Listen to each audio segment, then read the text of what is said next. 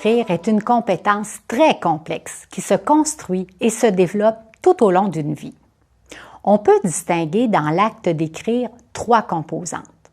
La graphomotricité est la capacité de tracer des signes ou des lettres pour former des mots. L'orthographe est la connaissance des règles et usages qui régissent la manière d'écrire les mots.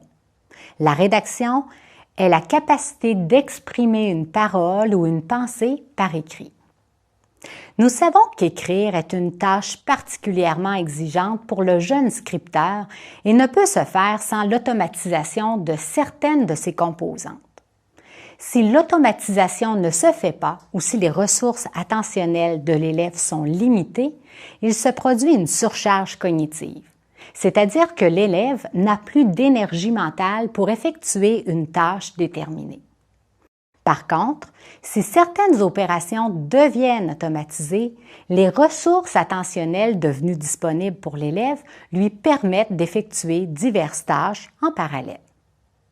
Concernant la graphomotricité, les études montrent l'efficacité de l'enseignement explicite de la calligraphie en classe, de la pratique de la calligraphie sur de courtes et fréquentes périodes. Enfin, la recherche montre qu'il est important d'insister sur la fluidité du geste en visant la vitesse et la lisibilité plutôt que d'insister sur la beauté du tracé.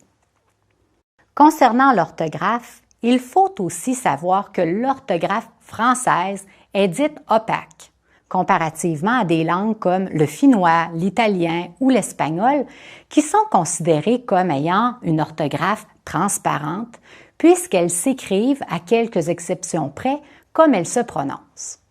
Ainsi, pour l'acquisition de l'orthographe, les études montrent l'efficacité des pratiques pédagogiques quotidiennes centrées sur l'analyse de mots ou de phrases écrites au tableau et sur l'analyse d'erreurs. D'une approche intégrée de l'orthographe au tout début du primaire.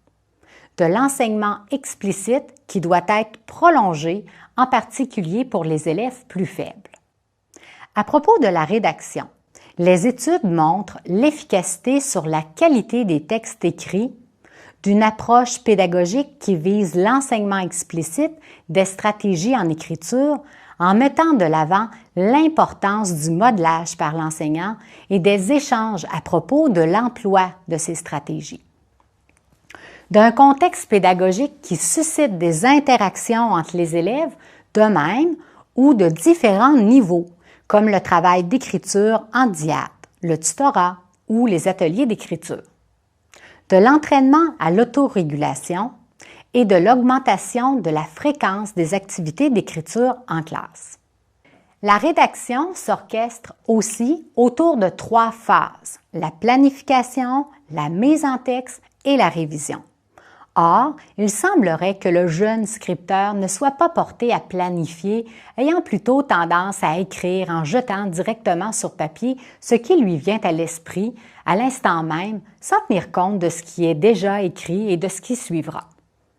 La mise en texte ressemble donc à un processus d'addition de phrases successives, l'élève retournant rarement en arrière pour obtenir une vue d'ensemble de son écrit.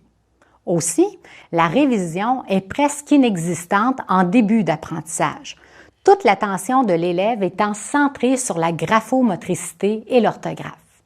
Ce n'est que très graduellement que la révision s'applique au contenu et tient compte du texte dans son ensemble.